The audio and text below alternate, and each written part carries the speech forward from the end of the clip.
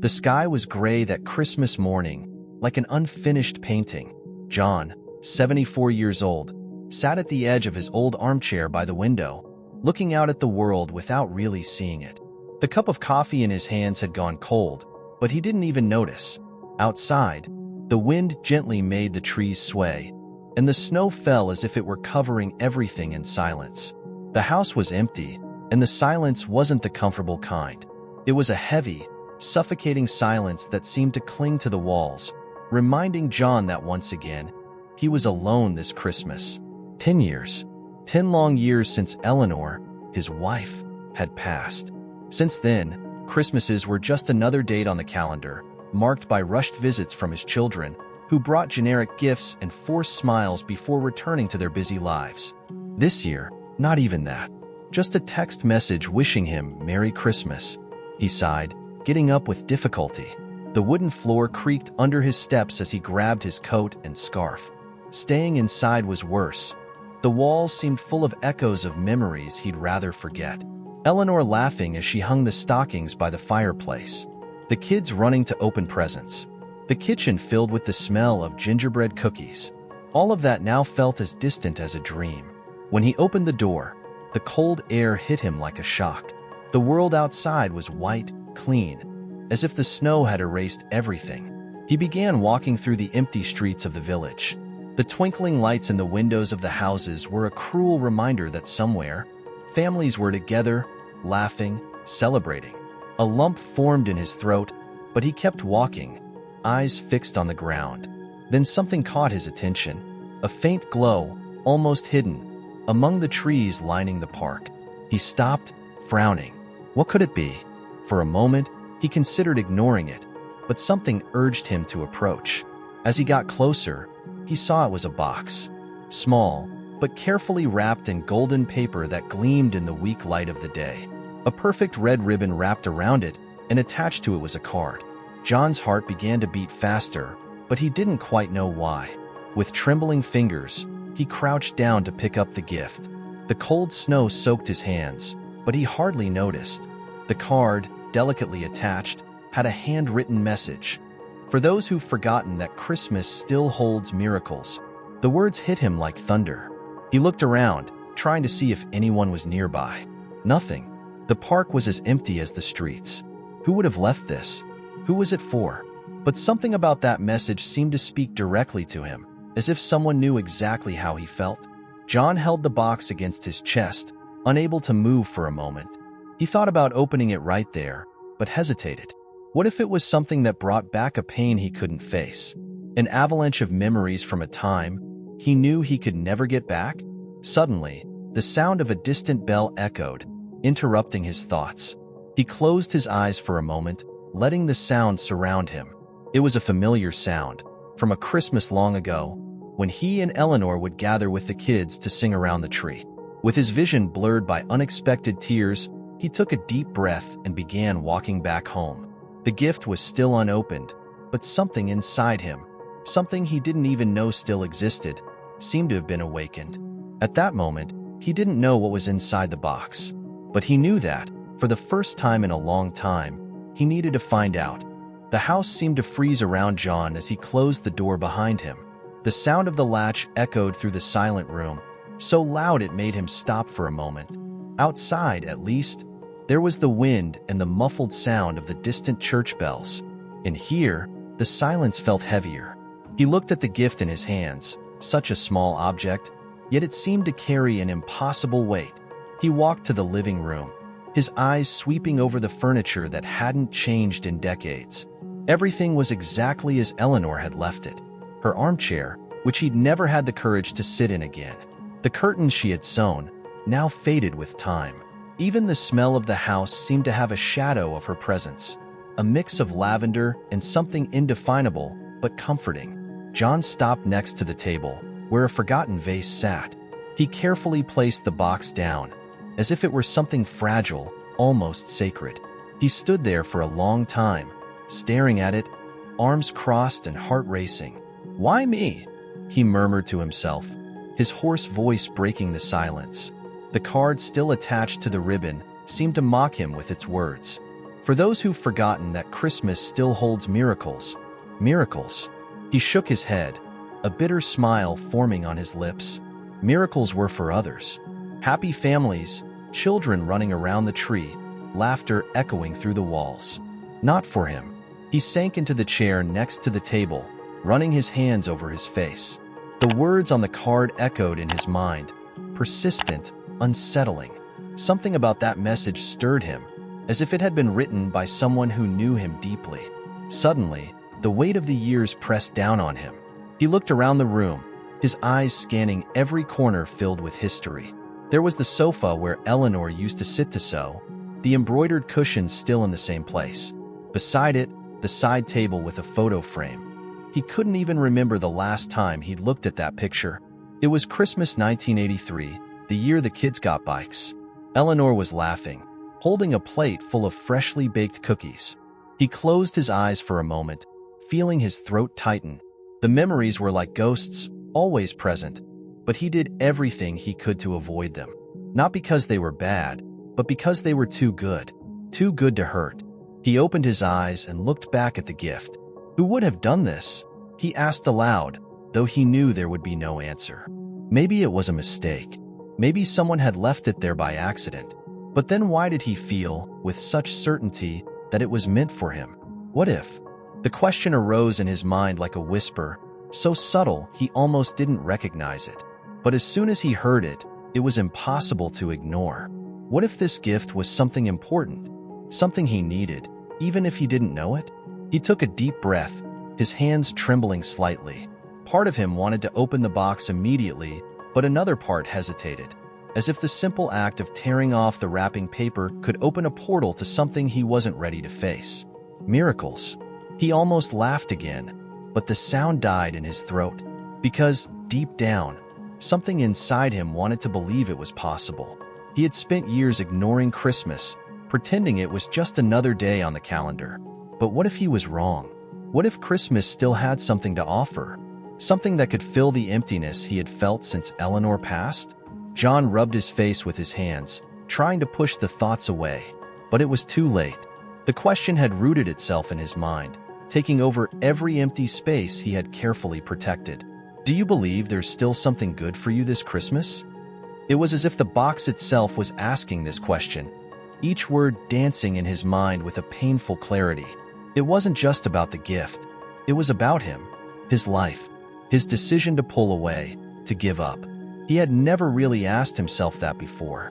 Slowly, he reached for the box. His fingers touched the red ribbon, but he stopped. A strange fear washed over him. Not fear of what was inside, but of what it might mean. What would happen if he believed, just for a moment, that it could change something? The church bell rang again in the distance, and John closed his eyes, feeling the tears well up. He didn't know if he believed in miracles. Maybe he never had. But for the first time in many years, he wanted to try. The snow outside had thickened, flakes swirling through the air and clinging to the window panes like delicate lace. The wind whistled faintly, a sound John barely noticed as he sat at the table, his hands resting on either side of the small golden box. His fingers twitched occasionally, a nervous habit he hadn't shaken in years, but otherwise, he remained completely still. The box demanded his attention, its shimmering wrapping paper catching the faint glow of the street lamp filtering through the curtains. It seemed to glow faintly in the dim light, almost alive against the backdrop of the darkened room. The red ribbon was perfectly tied, the kind of bow that only someone patient and meticulous would bother to make. And then there was the tag, that little square of paper with its soft, looping handwriting. For someone who forgot that Christmas still holds miracles, John rubbed a hand over his face, the rough stubble on his chin scratching against his palm. Miracles, he muttered, his voice flat and low. The word hung in the air like an unanswered question, taunting him. He didn't believe in miracles, not anymore. Not since Eleanor had passed. Not since his kids had drifted away, busy with lives he no longer felt a part of. The house felt impossibly quiet, and for a moment, John thought about how alive it used to be. His gaze wandered around the room, landing on the little details that seemed to speak louder in the stillness. The sofa in the corner was sagging slightly in the middle, a spot worn down from years of Eleanor curling up with her favorite book, her reading glasses perched on the end of her nose. The knit blanket she loved was still draped over the back, untouched for years, a silent reminder of her absence. Above the fireplace hung a garland of artificial pine, now faded and brittle from time. It had been Eleanor's favorite decoration. She'd insisted on hanging it every year, even when her hands began to tremble with age. He'd told her they could get a new one, but she'd always smiled and said, "Why replace something with so many memories?" His eyes drifted to the stockings hanging from the mantel. There were 4 of them, one for each family member. They were dusty now, the colors faded, but he hadn't been able to take them down. Even when the kids stopped visiting, even when Eleanor wasn't there to fill them with small trinkets, the stockings stayed. The air in the house felt heavy, as if the memories themselves were pressing down on him. He closed his eyes, leaning back in his chair. For a moment, he let himself go back to the Christmases he tried so hard to forget.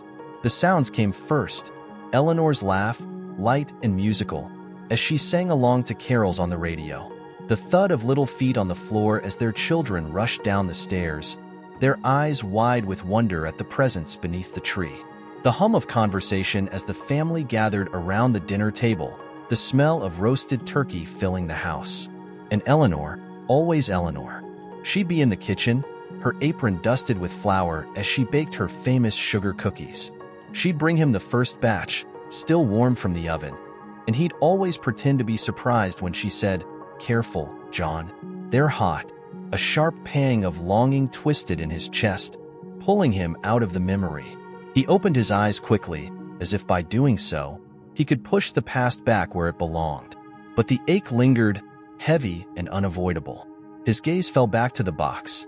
It hadn't moved, of course, but it seemed more significant now, almost as if it were watching him. "Why now?" he whispered, his voice cracking slightly. "Why this?" The snow outside began to fall harder, the flakes swirling chaotically under the glow of the street lamp. It was a storm now, though the house felt untouched by its fury.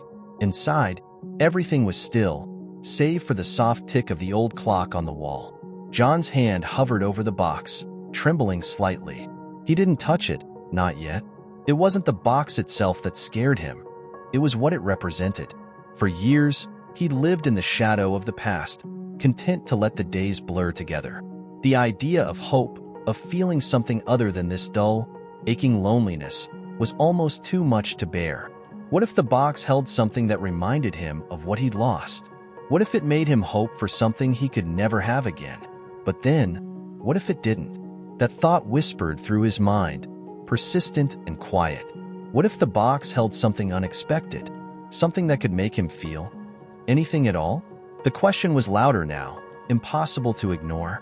He stared at the ribbon, at the tag with its hauntingly simple words. He could almost hear Eleanor's voice, gentle and teasing. "Don't overthink it, John. Just open it." He let out a breath he hadn't realized he was holding, leaning forward in his chair. His fingers brushed against the ribbon, and for a moment, he thought he might pull it. But he didn't. Not yet. Instead, he sat there, frozen in the quiet storm of his own thoughts, the golden box glowing faintly before him. The hours bled together as John remained seated at the small wooden table, his eyes fixed on the golden box. Outside, the storm showed no signs of letting up. Snow pelted the windows, driven by gusts of wind that howled like a mournful song through the eaves. But John barely noticed. His world had narrowed to the box in front of him and the endless loop of questions swirling in his mind. It felt absurd, almost laughable, that something so small could have such a hold on him. But the longer he stared at it, the heavier it seemed to grow, as though the box itself carried the weight of everything he'd been avoiding for years. The tag fluttered slightly in the draft from the window.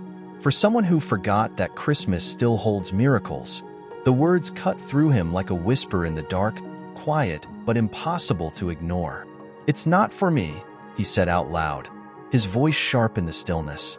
But even as he said it, the words rang hollow. He leaned back in his chair, the creak of the old wood echoing in the room. Who would send him something like this?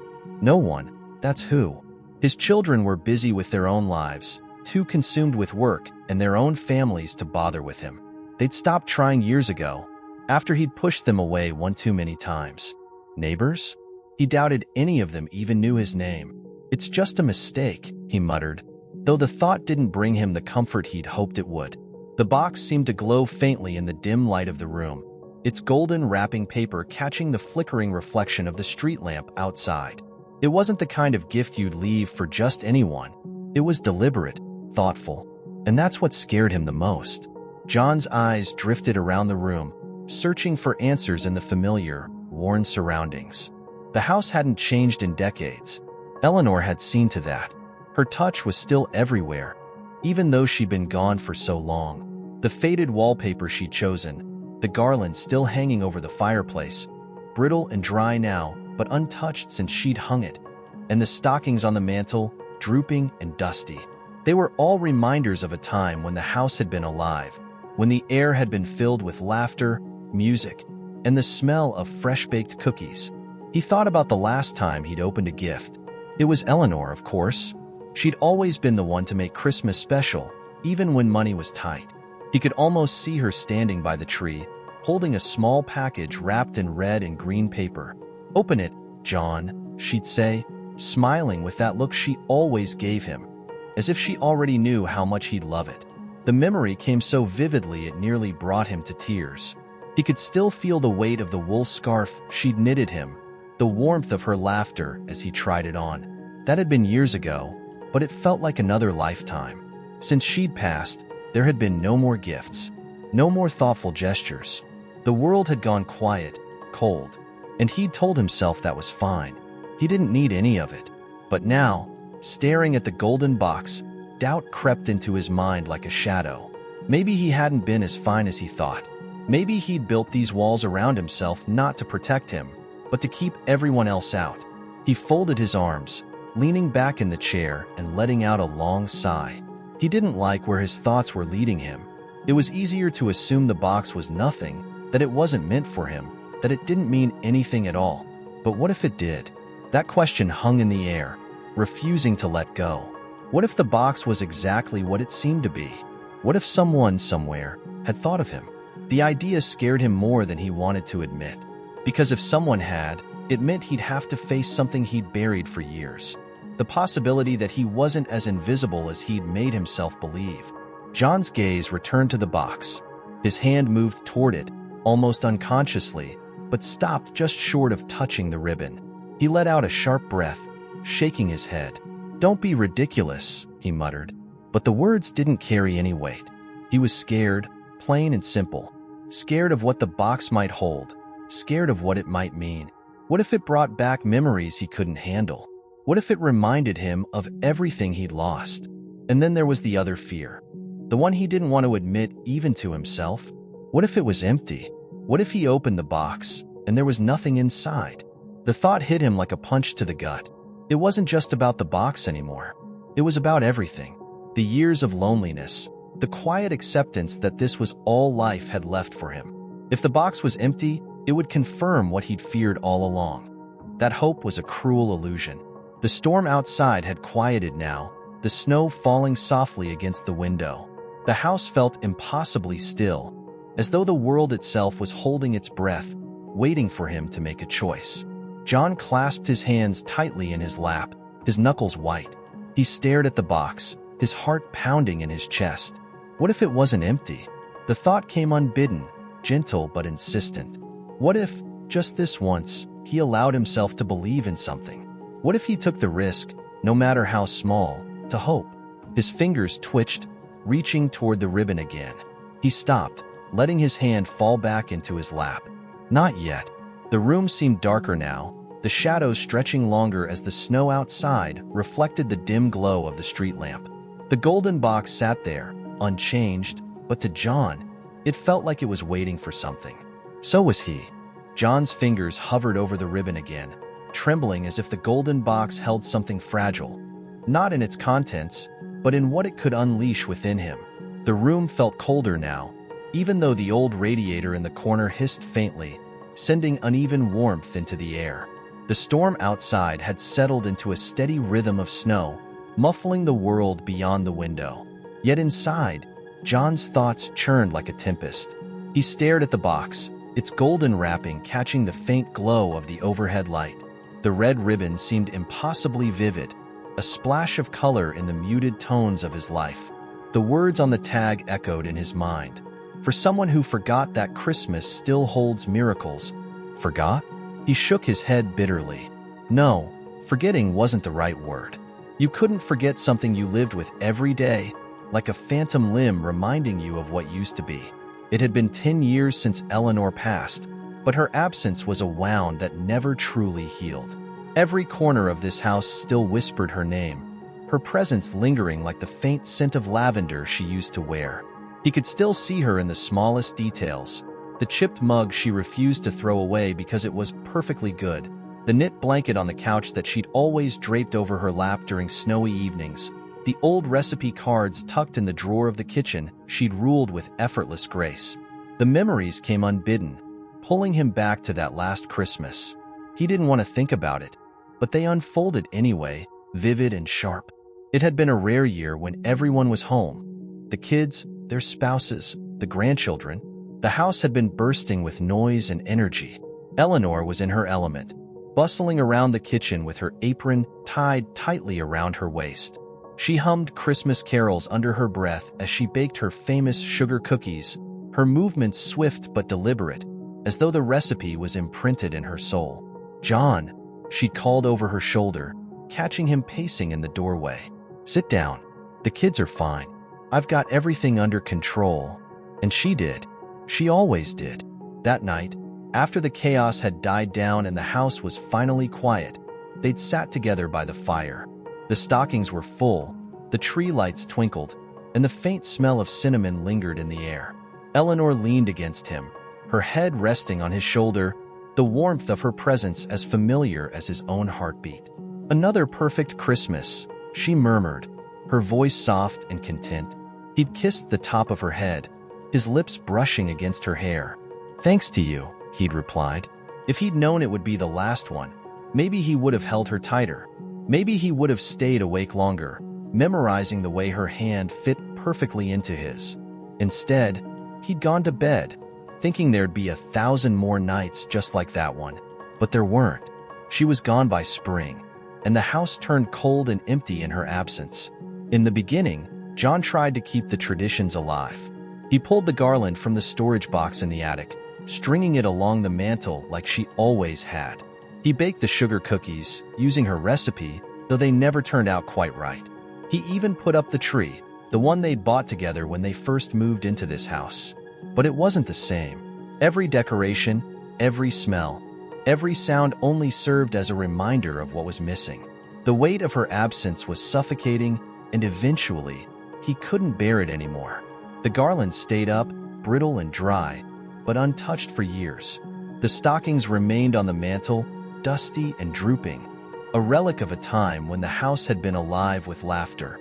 But the tree never came out of the attic again, and the recipe cards were tucked away in a drawer he hadn't opened in nearly a decade. Christmas became just another day, indistinguishable from any other, or at least, that's what he told himself. But deep down, John knew the truth. The ache in his chest wasn't just for Eleanor. It was for everything that came with her. The sound of the kids' laughter, the chaos of wrapping paper flying on Christmas morning, the warmth of a house filled with love. When had he let it all slip away? His kids had tried, at first. They'd invited him to their homes for the holidays, called to check in, sent photos of the grandkids opening presents. But he'd always found an excuse not to go. The drive was too far. The weather wasn't right. He wasn't feeling well. Eventually, the calls came less often. The invitations stopped. And now, he couldn't even remember the last time he'd seen his grandchildren in person. Guilt gnawed at him, sharp and unrelenting. It wasn't their fault. It was him. He'd built the walls around himself, brick by brick, convincing himself that he didn't need anyone, that it was easier this way. But as he stared at the golden box, doubt crept in. What if he'd been wrong? The thought hit him like a jolt, both terrifying and strangely hopeful. Because if he'd been wrong, then maybe, just maybe, it wasn't too late to change things. The snow outside fell steadily now, soft and quiet, like a blanket covering the world. The storm had calmed, but inside John, the storm raged on. His hand moved toward the box again, almost without him realizing it, his fingers brushing against the ribbon. He stopped, pulling back quickly as if it had burned him. "What if it's nothing?" he whispered, his voice cracking. What if it's just empty?" But another thought, quieter yet insistent, pushed its way into his mind. What if it's not? John leaned forward, burying his face in his hands. His shoulders shook, but he stayed silent, the weight of his emotions pressing down on him like an anchor. The house was still, save for the faint hum of the radiator and the soft ticking of the clock on the wall. The box remained on the table, its golden wrapping glowing faintly in the dim light, waiting. And for the first time in years, John found himself wanting to believe in something. John sat motionless, his hands resting on the edges of the table, as if steadying himself for a storm that was no longer raging outside but within him. The snow had softened, settling into a quiet fall, and the room was wrapped in an eerie stillness. Only the low hum of the radiator and the faint ticking of the wall clock broke the silence. Yet, in his mind, there was chaos. The golden box sat before him, small yet impossibly commanding. Its golden wrapping paper shimmered faintly under the dim light, and the bold red ribbon, once tied so perfectly, now lay loose, undone by his trembling hands. It was a small gesture, pulling at that ribbon, but it felt as if he'd unraveled something far greater than a bow. His chest felt tight, his breathing uneven. He hadn't opened the box yet, not entirely, but the act of untying it had left him exposed in a way he hadn't felt in years. It was as if the simple motion had peeled back the layers of armor he'd built around himself, revealing wounds he thought he'd buried long ago. John's gaze drifted to the tag still attached to the box, the handwritten words staring back at him like a challenge. For someone who forgot that Christmas still holds miracles, forgot. The word echoed in his mind, stirring something deep and raw. He clenched his fists, the motion involuntary. He hadn't forgotten Christmas miracles. He'd given up on them. The last time he believed in miracles, Eleanor was still alive. She'd made the holidays magical in ways he couldn't even begin to replicate. She was the heart of every celebration, the one who made their home feel warm and alive, who gave meaning to all the little traditions he had taken for granted. But after she was gone, the magic faded. He leaned back in his chair, the creak of the old wood cutting through the silence. His eyes drifted around the room, taking in the pieces of a life that had once been full but now felt like an empty shell. The stockings still hung on the mantel, their colors dulled with age, a silent testament to the years that had passed. The garland Eleanor had loved was still there too, brittle and dry, clinging to the mantel like a memory refusing to let go. He closed his eyes for a moment, and the memories came flooding back, unbidden and relentless. He could see her again, bustling in the kitchen, the smell of her sugar cookies filling the air. He could hear her laugh, soft and musical, as she sang along to Christmas carols playing on the radio. He could feel the warmth of her hand in his, the way it fit perfectly, as if they'd been made to hold each other. The weight of it all was too much. John opened his eyes and let out a shaky breath. The room hadn't changed, but he had. Something about the box sitting before him made the emptiness harder to bear. "Why now?" he muttered to himself, his voice barely audible. Why this? It didn't make sense. He hadn't asked for anything. He'd spent years convincing himself that he didn't need anyone, that he was fine living this way. Alone, cut off. It was safer that way, wasn't it?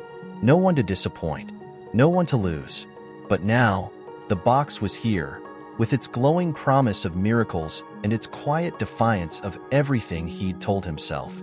It sat there, small but undeniable, like a spark in the darkness he'd grown used to. His hand moved toward it again, fingers trembling slightly as they hovered over the edge of the lid. He stopped, pulling back at the last second, his jaw tightening. "What if it's nothing?" he whispered, his voice cracking under the weight of the question. "What if it's empty?" The thought twisted in his chest like a knife. It wasn't just about the box anymore. It was about everything. What if this, like so many other things in his life, turned out to be a disappointment. But then, another thought crept in, softer but no less insistent.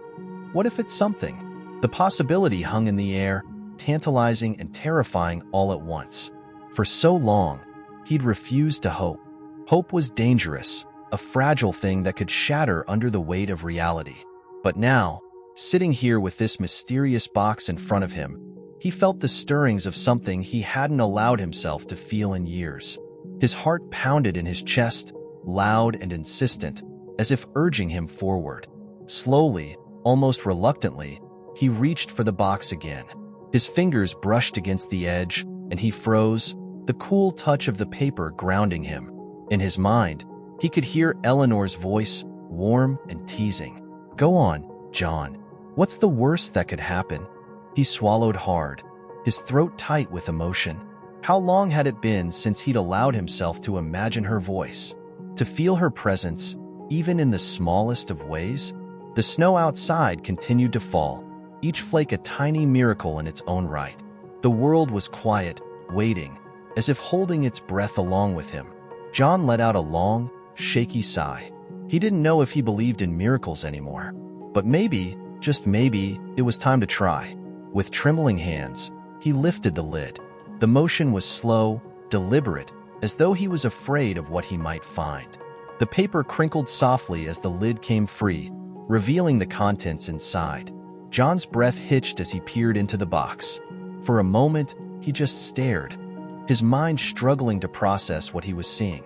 His heart pounded even harder, and he felt a strange mix of relief, confusion, and something he hadn't felt in years, wonder. He blinked, his hands gripping the edges of the box tightly. Whatever he'd been expecting, it wasn't this. And yet, as he sat there, staring into the golden box, he felt the faintest flicker of something he thought he'd lost forever. Hope. For a long moment, John didn't move. His hands clung to the edges of the golden box, his breathing shallow and unsteady. The world around him seemed to fall away, leaving only the box and its contents in sharp focus. Inside, nestled among a bed of tissue paper as soft as snow, was something that made his chest tighten. At first, he couldn't quite process it. The sight hit him in waves, stirring emotions he hadn't felt in years. It was a book, not just any book. Its worn leather cover bore the unmistakable marks of age, the kind of scuffs and creases that spoke of years of handling and love. The corners were slightly frayed, and the faint smell of old paper wafted up to meet him as he stared at it. But it wasn't the book's appearance that made him freeze. It was the title, Eleanor's Christmas Recipes. John's breath caught, his eyes blurring with sudden tears. He blinked rapidly, trying to steady himself, but the words on the cover didn't change. His trembling hands reached into the box, and he carefully lifted the book out. It felt heavier than it should have, not in weight but in meaning. His fingers brushed against the leather, and the texture sent a shiver down his spine. He knew this book. Of course, he knew it. How could he not? It had been Eleanor's pride and joy, a collection of handwritten recipes she'd started compiling shortly after they got married. She'd always said it was more than a cookbook. It was a record of their family's story, told through the meals they'd shared and the traditions they'd built. The last time he'd seen it was years ago, tucked away on a kitchen shelf after her passing. He hadn't touched it since. The thought of opening it, of seeing her handwriting, had been too much to bear. But here it was, returned to him in a way he couldn't explain. John's fingers traced the embossed title on the cover, his throat tight with emotion. How had it ended up in this box? Who had placed it there? He hesitated, his hands trembling as he opened the book to the first page. There it was, Eleanor's familiar handwriting, looping and elegant, filling the page with her signature warmth. Christmas is the season of love, laughter, and memories shared. These recipes are my way of keeping those moments alive. Eleanor. John felt a sob rise in his chest, but he swallowed it down, his eyes scanning the page as though he couldn't drink in the words fast enough. It was so her, simple, heartfelt, and filled with love. He turned the page, his hands shaking. Each recipe was written in the same delicate hand, accompanied by little notes in the margins. Add extra cinnamon for John. He always likes it spicy. Remember to keep the oven light on for the kids. They love to watch the cookies bake. Perfect for snowy nights by the fire. Each note was a time capsule, pulling him back to moments he hadn't allowed himself to remember in years. He could see her in the kitchen, her cheeks flushed from the heat of the oven, a dusting of flour on her nose as she laughed at some silly joke he'd made. He could hear the kids' excited voices, could almost smell the aroma of fresh-baked cookies filling the house. For a moment, the pain of her absence was replaced by something else. Warmth, connection, as if, through this book, she was right here with him. His fingers paused on a particular recipe, snowflake sugar cookies. He let out a breath that wavered, his eyes scanning the page. This had been her specialty, the one she always baked on Christmas Eve. She'd cut each cookie into delicate snowflake shapes, sprinkling them with powdered sugar that looked like freshly fallen snow. It was the smell of those cookies that had woken the kids on Christmas morning, drawing them downstairs with wide eyes and eager grins. John's lips twitched into the faintest hint of a smile, though his heart still ached. He could almost taste them now, the sweetness of the sugar and the crispness of the edges. He could almost hear her voice. "Careful, John. They're hot." A tear slipped down his cheek, and he didn't bother to wipe it away. As he turned another page, something fell from between the sheets. A small envelope, yellowed with age, landed softly on the table. His heart skipped a beat as he picked it up. The handwriting on the front was unmistakable. "To John with love." His breath hitched as he carefully opened the envelope, revealing a folded piece of paper inside. He unfolded it with trembling hands, his eyes scanning the familiar script. "Dear John, if you're reading this, it means you've found my recipes. It means you're ready to let a little Christmas back into your heart. I know it's been hard. I know how much you miss me. But I want you to know that I'm still here, in every laugh, every smell of cookies, every snowflake that falls outside your window. Christmas isn't about the past. It's about the moments we choose to make now. It's about family, love, and the memories we still have left to create. So go ahead. Bake the cookies. Call the kids. Let Christmas back in. All my love, Eleanor." John's hands shook as he set the letter down, tears streaming freely down his face now. The words hit him like a tidal wave, washing over him with both pain and comfort. She was gone, but somehow she was still here.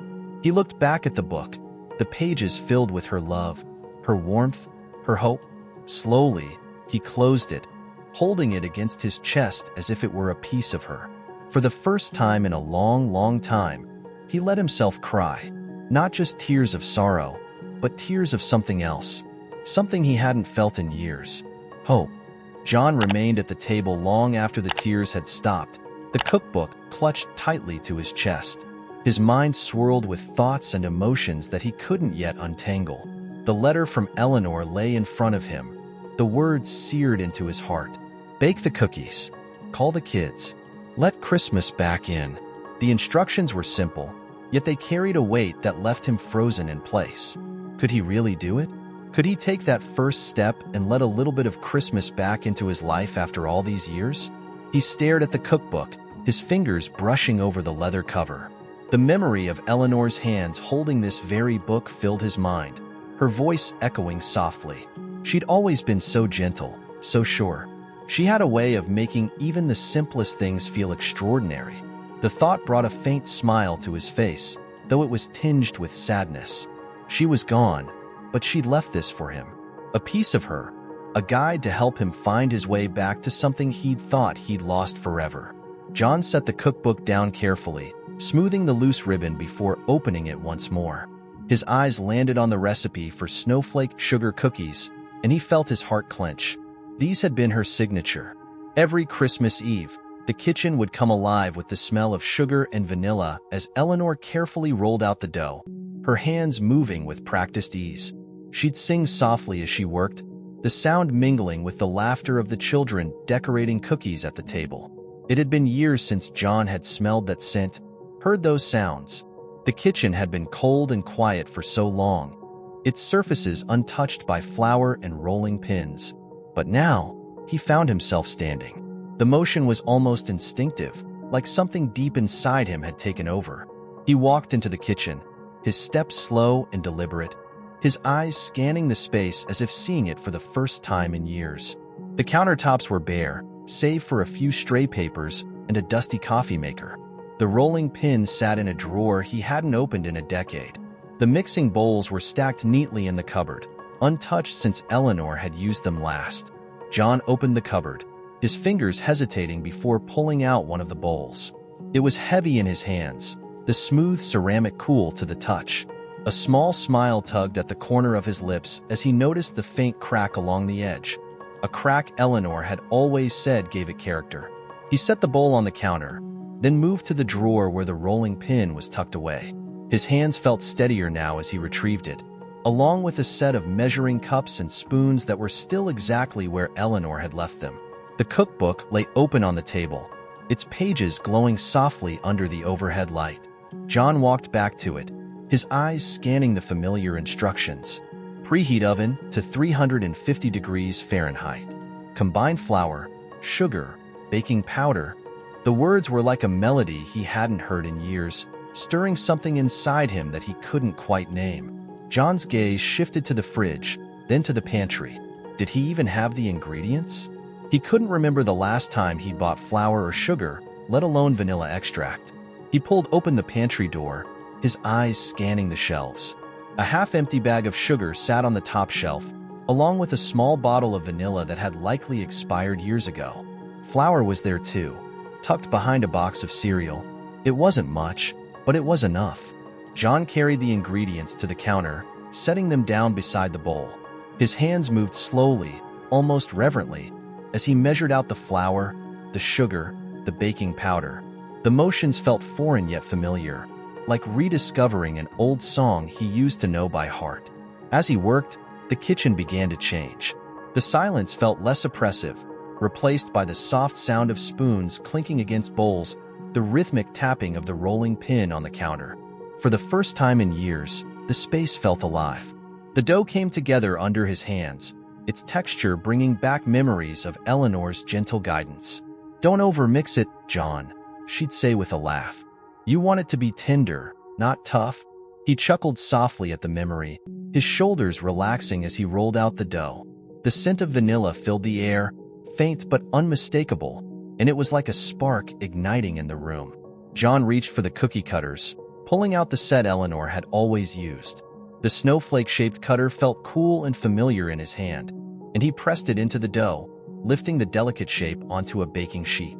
The process was slow, deliberate. Each cookie was a small victory, a step toward something he hadn't allowed himself to feel in a long time. When the tray was full, he slid it into the oven, closing the door with a soft click. For a moment, he just stood there, his hands resting on the counter, his eyes fixed on the warm glow of the oven light. The smell of baking cookies began to fill the air, wrapping around him like a blanket. John closed his eyes, inhaling deeply. It was as if the kitchen itself was breathing again, the air alive with the promise of something new.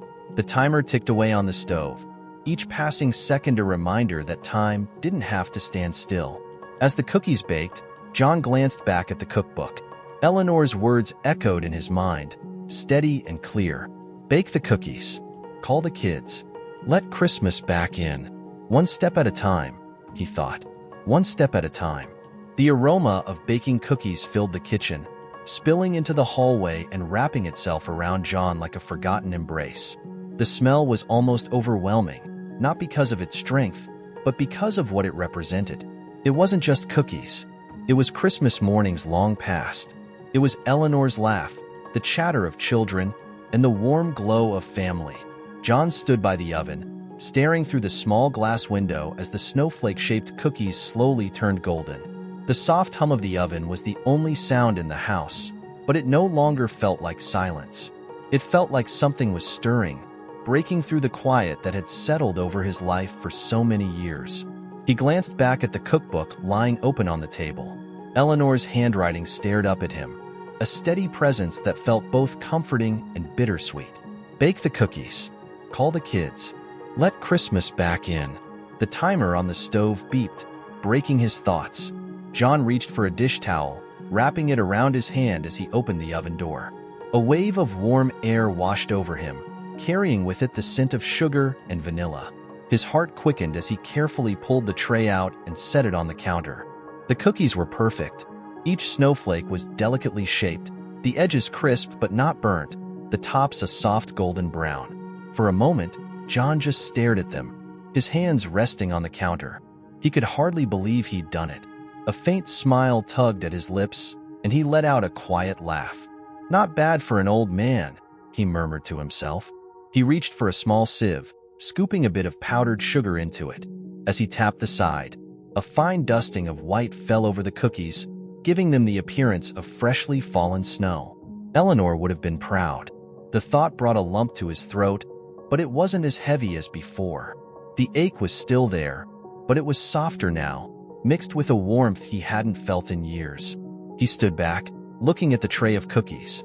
They weren't just cookies, they were a step forward, a sign that he could still hold onto the past while making room for the present.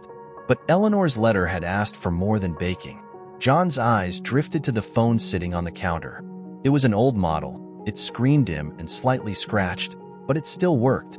He hadn't used it much in recent years, aside from the occasional call to schedule a doctor's appointment or check the weather. The idea of picking it up made his chest tighten. It had been months since he'd spoken to his kids. The last time was a short, awkward conversation with his daughter, Sarah, who had called to wish him a happy birthday. He'd brushed her off, insisting he was fine and that there was no need to visit. He regretted it now. John reached for the phone, his hand hovering over it for a moment before pulling back. "What would I even say?" he muttered. He imagined Sarah's voice on the other end of the line, surprised but hesitant. Would she even want to talk to him? After all this time, after all the times he'd pushed her and the others away, would they still care? The doubt crept in quickly, threatening to pull him back into the familiar cocoon of solitude. But then his eyes landed on the tray of cookies, and Eleanor's words echoed in his mind. "Call the kids." He let out a breath, picking up the phone with a hand that trembled slightly. The weight of it felt heavier than it should, as though it carried all the years of missed opportunities and words left unsaid. John stared at the screen, his thumb hovering over Sarah's name in the contact list. He hadn't deleted their numbers. He couldn't bring himself to do that, but seeing them now brought a flood of emotions. He hesitated, his heart pounding. What if she didn't answer? What if she did? The uncertainty was paralyzing, but he forced himself to take another breath. This wasn't about him anymore. It was about doing what Eleanor had asked, about reaching out and trying to bridge the gap he'd let grow between him and his family. With a shaky exhale, he pressed the call button. The phone rang once, twice, 3 times. Each ring felt like an eternity, the silence on the other end pressing down on him. He was about to hang up when a voice came through. "Hello?" It was Sarah. John's breath caught in his throat. He opened his mouth to speak, but no words came out. His mind raced, trying to piece together something coherent, something that wouldn't sound as awkward as he felt. "Dad." Her voice was softer now, curious but cautious. He cleared his throat, forcing himself to speak. "Hi, Sarah. It's me." There was a pause on the other end, long enough to make him wonder if she was about to hang up. But then she said, "Dad, are you okay?" The concern in her voice hit him like a wave, and he had to swallow the lump in his throat before he could respond. "I'm fine," he said, though the words felt inadequate. He glanced at the cookies on the counter and added, I was just thinking about Christmas." Another pause. "Christmas?"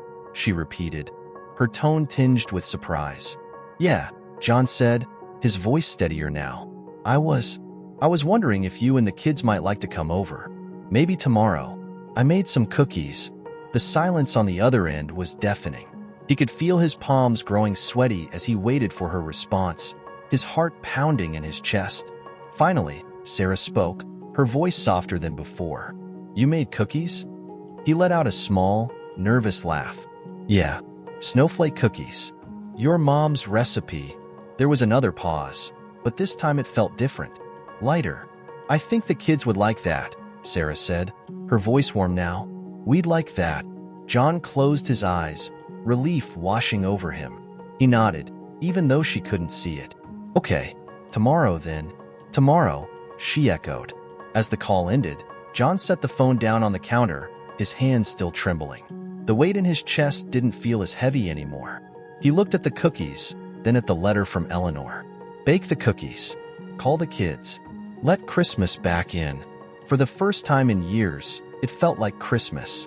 The phone sat quietly on the counter, the call long ended, but the weight of it still lingered in John's hand.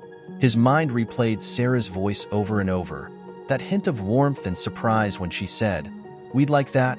The words had been simple, but they carried a meaning that reached far beyond what he could put into words. Tomorrow, they would come. Tomorrow, the silence that had lived in this house for years would finally be broken. John set the phone down carefully, as if it were something fragile, and glanced back at the tray of cookies cooling on the counter. The golden snowflake shapes were sprinkled with powdered sugar, each one a tiny masterpiece. For a moment, he just looked at them, feeling a strange mix of pride and nervousness. He'd done something right, something Eleanor would have smiled at. But the cookies weren't enough. The thought struck him suddenly, as his eyes roamed the quiet kitchen. The house was still too bare, too lifeless. It didn't feel like the home where his family had once laughed and gathered. It didn't look like Eleanor's house, the one she'd lovingly decorated every year, filling every corner with warmth and light. No, if the kids were coming tomorrow, the house had to feel alive again. John straightened, his hands brushing against the counter as he walked out of the kitchen. His steps were slow but purposeful as he made his way into the living room. The familiar ache in his chest surfaced as he took in the sight before him. The mantel still held the stockings, 4 of them, faded with age and sagging slightly. Above them hung a garland, brittle and dry, a shadow of its former self. It had been Eleanor's favorite decoration, and even though it had lost its luster, he'd never had the heart to take it down. He turned his gaze to the far corner of the room, where the Christmas tree used to stand. Eleanor had always insisted on a real tree, even in years when it would have been easier to put up an artificial one. She loved the smell of fresh pine, the way it filled the house and made everything feel festive. That corner had been empty for a decade. John ran a hand through his hair, letting out a slow breath. "This won't do," he muttered, his voice breaking the heavy silence. Turning toward the hallway, he climbed the stairs to the attic. Each step creaked beneath his weight, the air growing colder as he ascended. He hadn't been up here in years, not since Eleanor's last Christmas. The attic was dimly lit, the single bulb casting faint shadows over the stacked boxes and forgotten keepsakes. Dust clung to everything, the air thick with the smell of age and time. John scanned the rows of boxes, his eyes catching on one marked in faded handwriting. Christmas lights. He knelt slowly, his knees protesting, and brushed the dust from the top. The box creaked as he opened it, revealing a tangle of string lights. They were the same ones Eleanor had insisted on hanging every year, even when the ladder became too precarious for her to climb. John pulled the lights out, the cool wires sliding through his fingers. Each bulb was dusty but intact, and he smiled faintly as he ran his thumb over the glass. "Don't forget to test them before you hang them, John," he murmured, mimicking Eleanor's voice. "I don't want to climb up there just to find half of them don't work." He chuckled softly at the memory, his chest tightening with a bittersweet ache. Setting the lights aside, he opened another box labeled ornaments. Inside, wrapped in yellowed tissue paper, were the decorations that had adorned their trees for decades. He carefully unwrapped one, revealing a red glass ball. It was slightly chipped, but it still gleamed under the faint light. This had been their first ornament, bought when they were newlyweds and struggling to make ends meet. Eleanor had insisted on buying it, saying every tree needed at least one ornament with a story. John unwrapped another, a hand-painted snowman, its colors faded but still bright enough to stir memories of Sarah's kindergarten project. Then came the silver star, the one that had always crowned their tree. It sparkled in his hand, its edges smooth and familiar. "This belongs on a tree," he said quietly, his voice thick. He carried the boxes downstairs, placing them carefully in the living room. The space felt different now, less empty, as though the decorations themselves had brought a little of Eleanor's spirit back with them. Starting with the mantel, He replaced the old garland with a fresh one he'd found in the attic. It was lush and green, full of life, and he draped it carefully, weaving small lights through its branches. He adjusted the stockings, smoothing their fabric and making sure they hung evenly. Next, he turned his attention to the front porch. The cold air bit at his cheeks as he carried the string lights outside, wrapping them around the railings and along the windows. His movements were slow but steady, his fingers testing each bulb before he secured the wires. By the time he finished, the sun was beginning to set, casting a soft orange glow over the snow-covered yard. John stepped back, his breath visible in the frigid air, and looked at the house. The lights cast a warm, golden glow, illuminating the porch and reflecting off the snow. It wasn't elaborate, not like Eleanor's decorations had been, but it was enough. For the first time in years, the house looked alive. Back inside, John carried the silver star to the table, setting it down gently. It would wait for the kids. He wanted them to help place it, to feel like they were part of something. He stood in the living room, surrounded by the twinkle of lights and the faint scent of cookies drifting from the kitchen. The house felt different now, like it was breathing again. John's shoulders relaxed, and he let out a long breath. For years, he'd let this house fall silent, letting the memories it held keep him at a distance. But now, those memories didn't feel as heavy. They felt like a bridge. Tomorrow, Sarah and the kids would be here. Tomorrow, the house wouldn't be quiet anymore. For the first time in years, John wasn't just waiting for Christmas to pass. He was looking forward to it. As the last streaks of sunset disappeared behind the horizon, John stood in the middle of his living room, the faint twinkle of lights casting a soft glow across the space. The house felt different now, warmer, alive in a way it hadn't been in years. Yet, as much as he had done, there was still more to prepare. Tomorrow, Sarah and the kids would come. He repeated the thought in his mind, each time feeling a mix of excitement and nerves. It wasn't just the cookies or the lights that mattered. It was the chance to have them here, to make this house feel like a home again. The living room still needed a centerpiece, a Christmas tree. For years, the corner of the room had remained empty, a quiet reminder of what he'd lost. But now, that emptiness felt out of place. John grabbed his coat from the hook by the door and slipped it on. The air outside bit at his cheeks as he stepped onto the porch, but the glow of the lights he had hung earlier softened the cold. The hardware store in town always sold fresh Christmas trees, and though it had been years since he'd bought one, he remembered the rows of pines lined up outside under twinkling strands of lights. His old truck groaned in protest as he turned the key, but it eventually rumbled to life. The drive into town was quiet, the snow-covered streets glowing under the streetlights. Most of the houses he passed were decorated, their windows glowing with the warm light of Christmas trees. He wondered if those homes were as full of love as they appeared. When he pulled into the parking lot of the hardware store, he was surprised to find it nearly empty. Only a few cars were parked near the front entrance, and the rows of trees swayed gently in the cold breeze.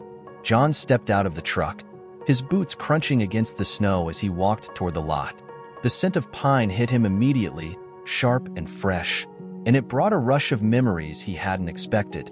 He remembered coming here with Eleanor, the way she would insist on inspecting every tree, running her hands along the branches to find the perfect one.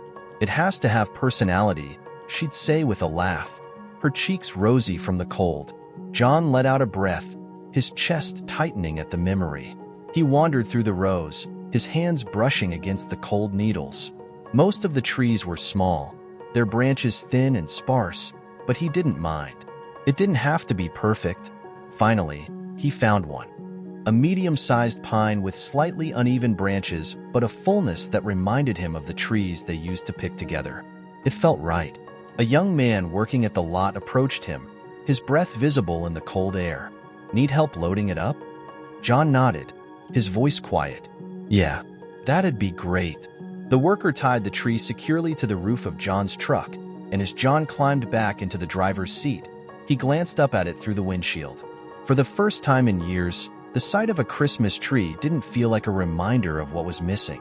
It felt like a step toward what could still be. The drive home felt shorter, the anticipation building with each turn. When he pulled into the driveway, The glow of the house lights greeted him like a warm welcome. He climbed out of the truck, untied the tree, and carefully carried it inside. In the living room, he positioned the tree in its stand, adjusting it until it stood straight. The smell of fresh pine filled the air, mingling with the faint sweetness of the cookies still cooling in the kitchen. John stepped back, hands on his hips, and surveyed his work. The tree was bare, but its presence alone filled the room with a sense of possibility. Tomorrow, he thought, tomorrow, the kids could help decorate it. Satisfied, he moved to the kitchen. The cookbook was still open on the counter, Eleanor's familiar handwriting guiding his next steps. He flipped through the pages, his eyes scanning the recipes for ideas.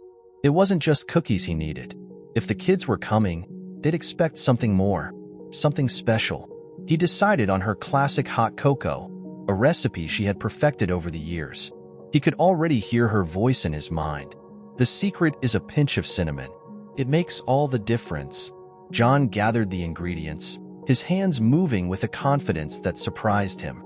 Cocoa powder, sugar, milk, a dash of cinnamon. He followed her instructions carefully, stirring the mixture over the stove until the rich aroma filled the kitchen. When it was ready, he poured a small cup for himself and carried it to the living room. The warmth of the mug seeped into his hands as he sat down on the couch, his gaze drifting to the tree. The house was quiet again, but it no longer felt empty. The lights twinkled softly, casting faint shadows across the walls. The air smelled of pine and cocoa, and for the first time in years, John felt like he belonged here.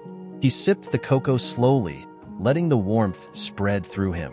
His mind wandered to tomorrow, imagining the kids running through the house, their laughter filling the air.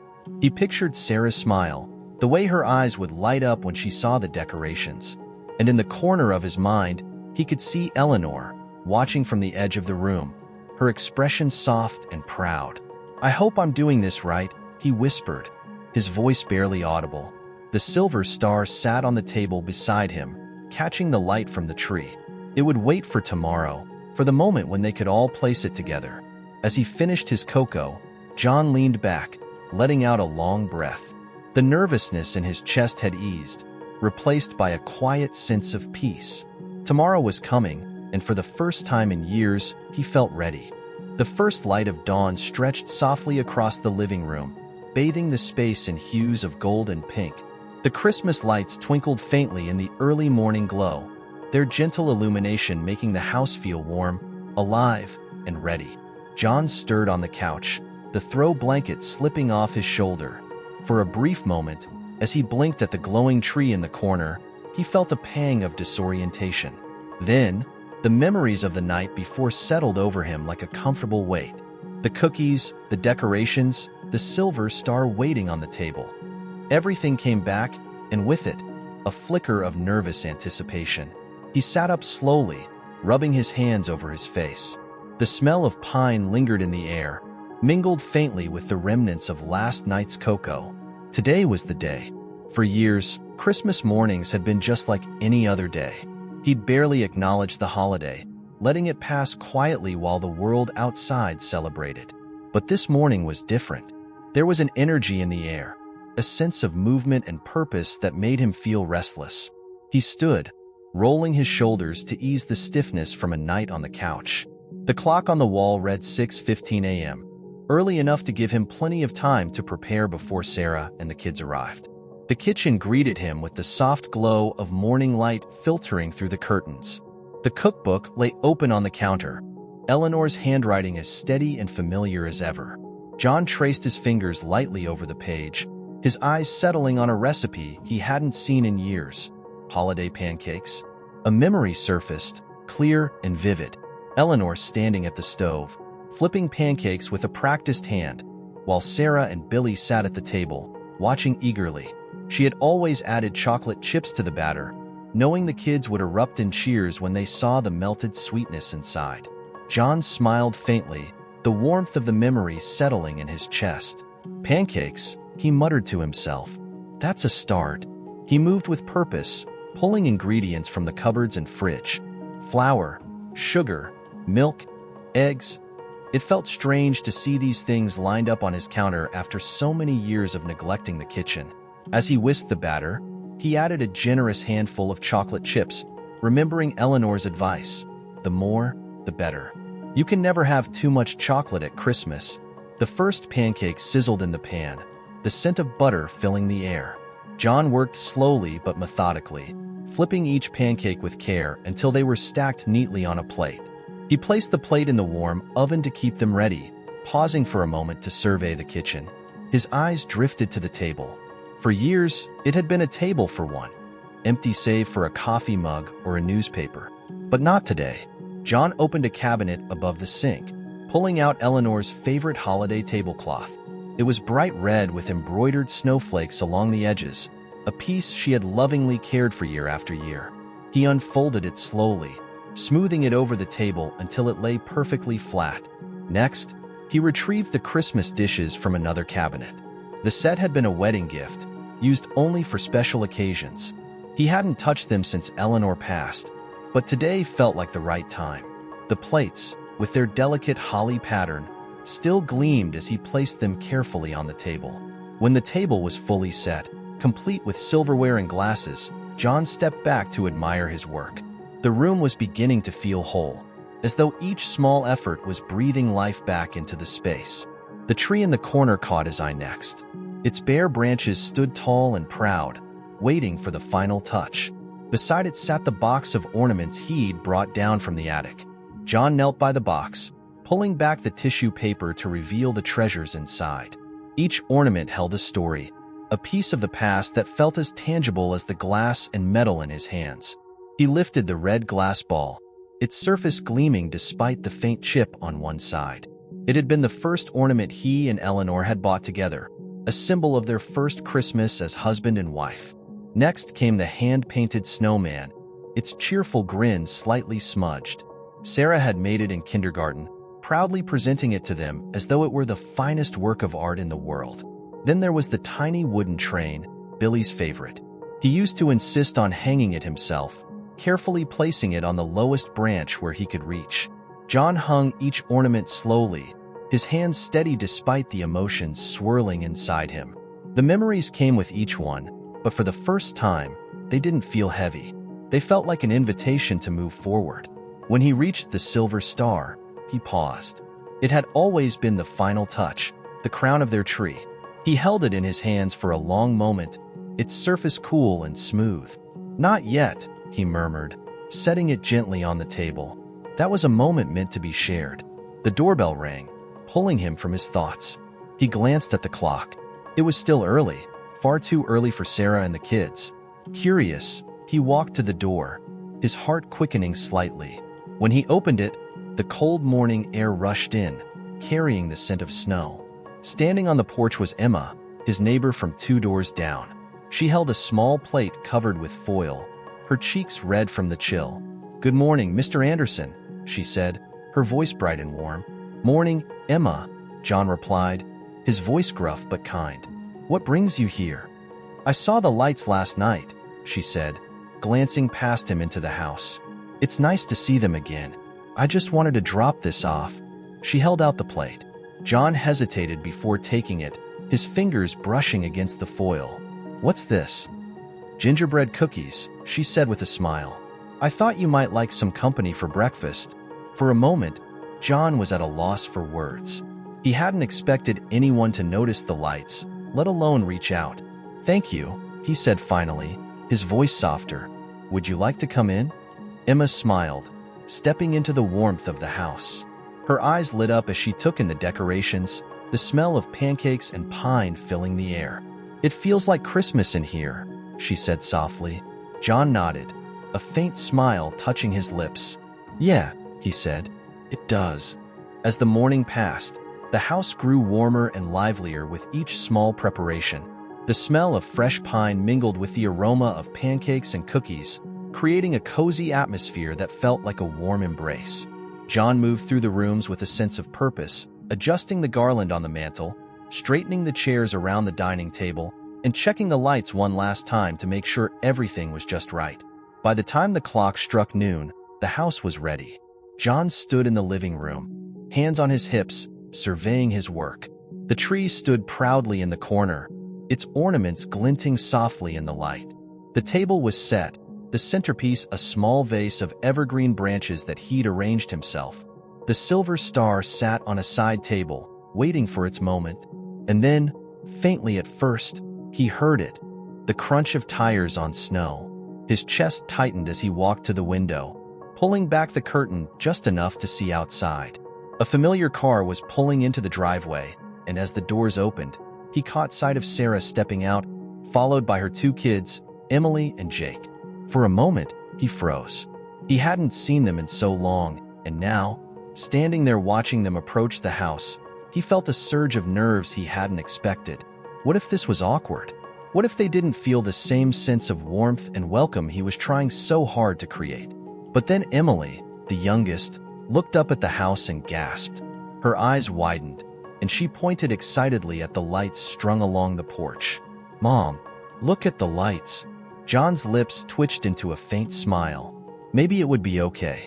The doorbell rang, snapping him out of his thoughts. He straightened his sweater, ran a hand through his hair, and walked to the door. When he opened it, the cold air rushed in, carrying with it the sounds of his grandchildren's chatter. Sarah stood there, her cheeks pink from the cold, her arms full of gifts wrapped in colorful paper. "Hi, Dad," she said softly, her eyes searching his face. "Hi, Sarah," he replied, his voice a little gruff but steady. Emily peeked out from behind her mother, her curly hair bouncing as she grinned up at him. "Grandpa, you made cookies," she exclaimed, pointing to the tray visible on the kitchen counter. John chuckled, stepping aside to let them in. "I did. Thought you might like them." Jake, the older of the two, followed close behind, his hands stuffed in his pockets. He gave John a shy smile. "It smells really good in here, Grandpa." "Thanks, kiddo," John said, his chest swelling with a mix of pride and relief. As they stepped inside, Sarah paused to take in the decorations. Her eyes lingered on the tree, the ornaments, and the garland draped over the mantel. "You've been busy," she said, her voice tinged with surprise. John shrugged, trying to downplay the effort. "Figured it was time," Sarah smiled, her expression softening as she placed the gifts under the tree. "It's beautiful, Dad." "Really?" The kids wasted no time exploring the house. Emily ran straight to the tree, pointing out each ornament with wide-eyed wonder, while Jake lingered near the dining table, tracing his finger along the embroidered edge of the tablecloth. "Grandpa," Emily said, her voice full of excitement, "can we put the star on the tree now?" John glanced at the silver star sitting on the side table. His hands tightened slightly, and for a moment, he felt a lump rise in his throat. The star had always been Eleanor's favorite part of decorating. She'd insist on saving it for last, saying it was the crowning moment of the season. But this wasn't just about the past anymore. It was about the future. "Not yet," he said gently, crouching down to meet Emily's gaze. "We'll do it together. After dinner." She nodded eagerly, her curls bouncing. "Okay." The house began to fill with the sounds of conversation and laughter. Sarah helped John bring out the plates and food, her voice light as they talked about small things, the weather, the kids' school, her work. It was easy, natural, and John realized how much he'd missed the sound of her voice in the house. The kids sat at the table, giggling as they spread too much syrup on their pancakes and debated who could eat the most. Jake, quieter than his sister, gave John a shy grin every now and then, as if testing the waters of familiarity. John's nerves began to melt away. The house wasn't just full, it was alive. After lunch, they moved to the living room. Emily pulled a blanket from the couch and wrapped herself in it while Jake sat cross-legged on the floor, holding one of the ornaments in his hands. "Grandpa," Emily said, her voice muffled by the blanket, "can we make hot cocoa?" John chuckled. "Of course, but only if you help." Her face lit up, and she jumped off the couch, following him to the kitchen. Together, they measured out cocoa powder, sugar, and milk, Emily giggling as John let her stir the pot. "Mom says you make the best hot cocoa," she said, glancing up at him. John's heart softened. "Your mom's right. I learned from the best." By the time the cocoa was ready, The house felt warm in a way John hadn't experienced in years. The mugs clinked softly as he carried them back to the living room, where the family sat together, their laughter echoing through the house. As the evening light began to fade, John looked around at the people he loved. For so long, he'd let this house remain in silence, but now it was filled with the sound of life. And for the first time in years, it truly felt like Christmas. As evening fell, the golden glow of the house deepened, the twinkle of lights on the tree casting faint, dancing shadows across the walls. The day had been a blur of laughter, conversations, and the joyful chaos of children rediscovering their grandfather's home. Now, the warm hum of connection lingered in the air as the family settled in the living room. John sat in his favorite armchair, a mug of cocoa in his hands. The kids were sprawled on the floor, playing a game they'd brought with them, their laughter rising and falling in waves. Sarah sat on the couch, watching them with a soft smile, her posture relaxed in a way that John hadn't seen in years. For a moment, John just observed. It was surreal, almost, to see his house so full of life again. The last time it had been like this, Eleanor had been there, guiding everything with her gentle touch. He could almost feel her presence now, woven into the fabric of this moment. Emily's voice pulled him from his thoughts. "Grandpa, can we put the star on the tree now? Please." Jake looked up from the game, his eyes bright with curiosity. "Yeah, Grandpa. It's time, right?" John glanced at Sarah, who gave him a small nod. He set his cocoa down on the side table and stood, his knees protesting slightly as he crossed the room to where the silver star sat waiting. Picking it up, he turned it over in his hands, the metal cool against his skin. The star had always been the final touch, the moment that brought everything together. Turning back to his family, he gestured for the kids to join him. "Come on then," he said, his voice soft but steady. Emily and Jake scrambled to their feet, rushing to his side. John crouched slightly, holding the star out to them. "You two can do the honors," he said, his lips quirking into a small smile. Emily gasped, her eyes widening. "Really? Really?" John said, stepping back. Jake hesitated for a moment, then gently took the star, his hands steady as he held it aloft. With Emily's help, they reached up together, placing the star carefully at the top of the tree. "Got it," Emily exclaimed, her face lighting up with pride. Jake stepped back, his eyes fixed on the tree. "It's perfect," he said quietly. John felt his chest tighten as he looked at the tree, now complete. The silver star shimmered in the light, its edges catching the glow of the bulbs strung across the branches. It wasn't just a decoration. It was a symbol, a reminder of everything Eleanor had built and everything that could still be. "Good job," he said, his voice thick with emotion. Emily threw her arms around his waist, her curls brushing against his sweater. "Thanks, Grandpa. This is the best Christmas ever." John placed a hand gently on her back, his throat tight. "You're welcome, sweetheart." Jake stood nearby, his hands in his pockets, but his expression was soft. "Thanks for doing all this, Grandpa.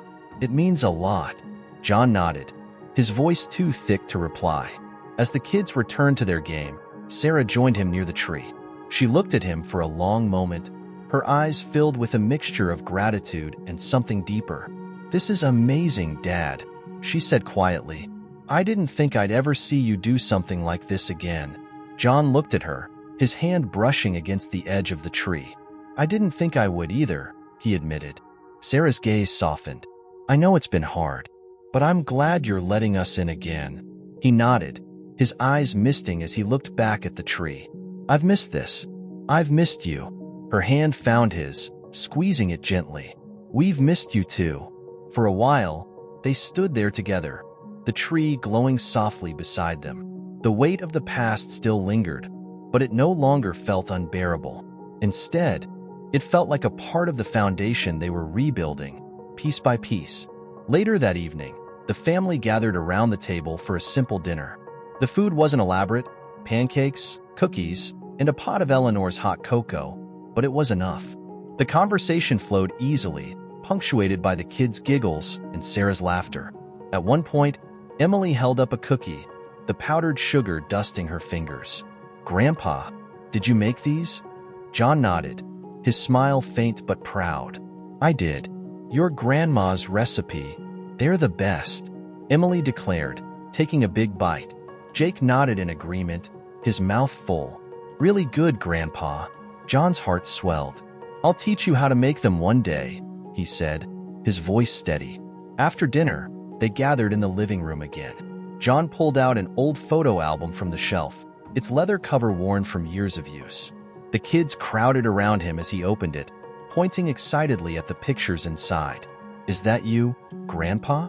Jake asked, his finger hovering over a photo of a younger John standing in front of a Christmas tree. It is, John said with a chuckle.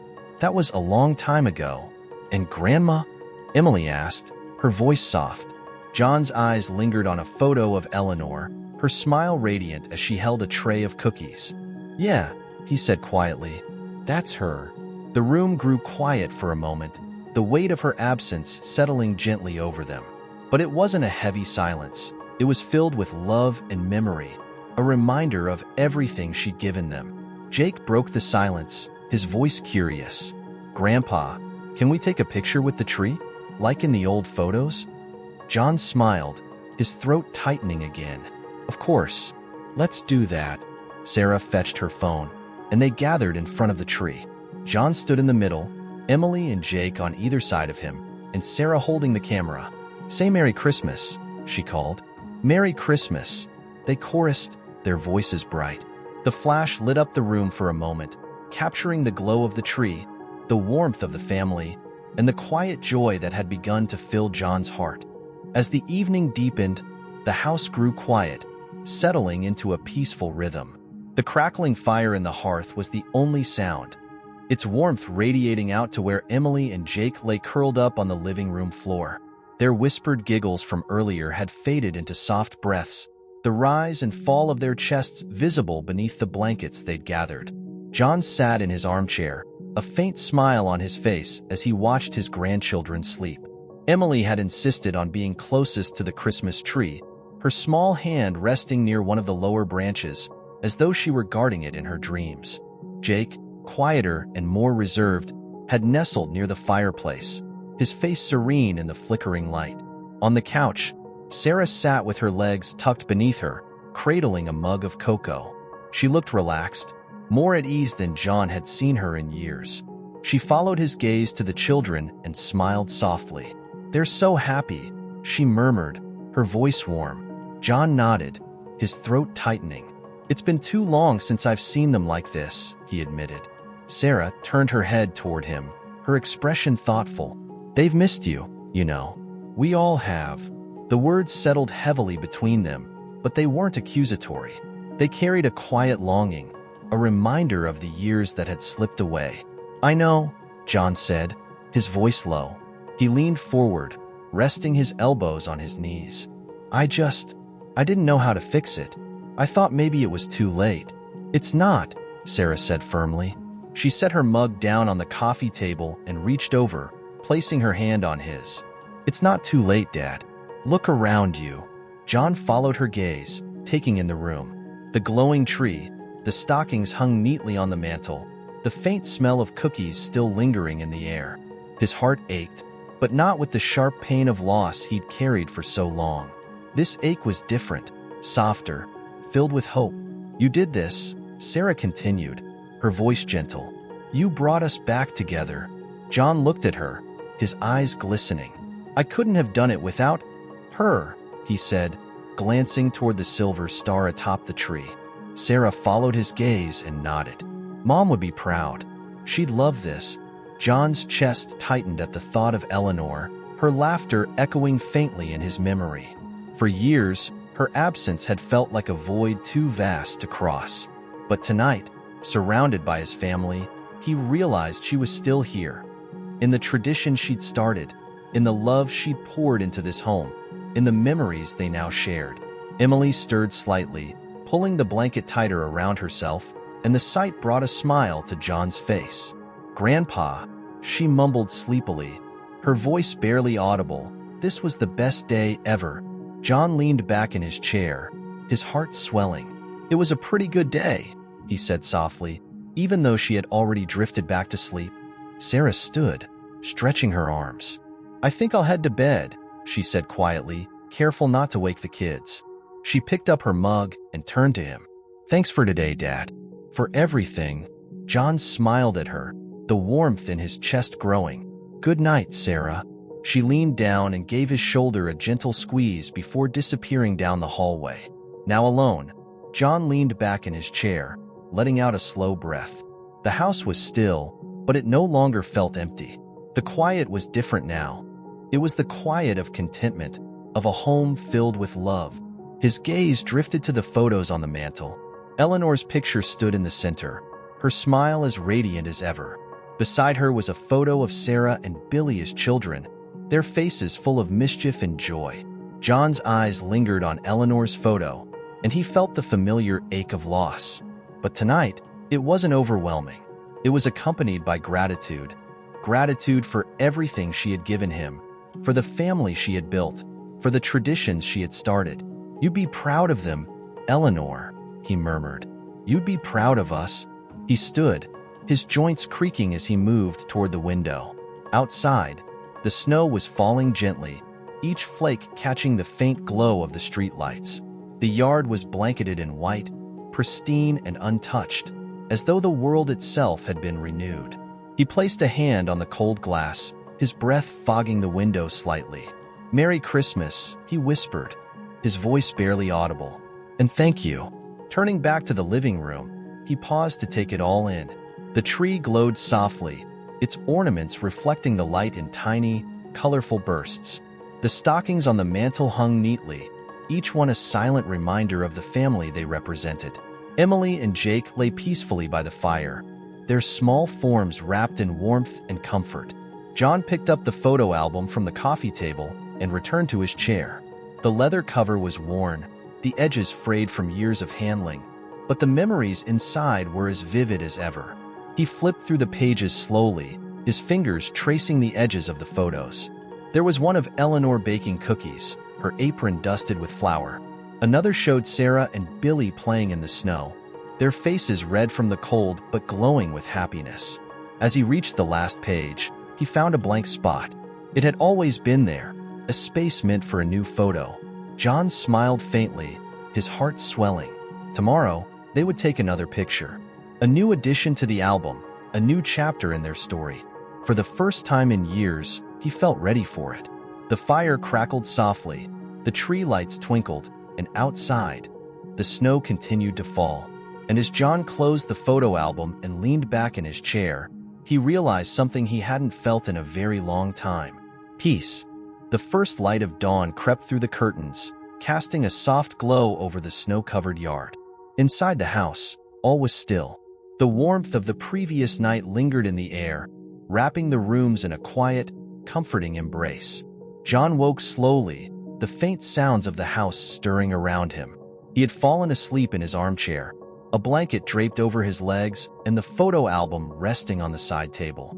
He sat up, rubbing the sleep from his eyes, and for a moment, he listened. The faint whisper of wind against the windows, the soft hum of the radiator, and then, from the living room floor, the quiet giggles of children.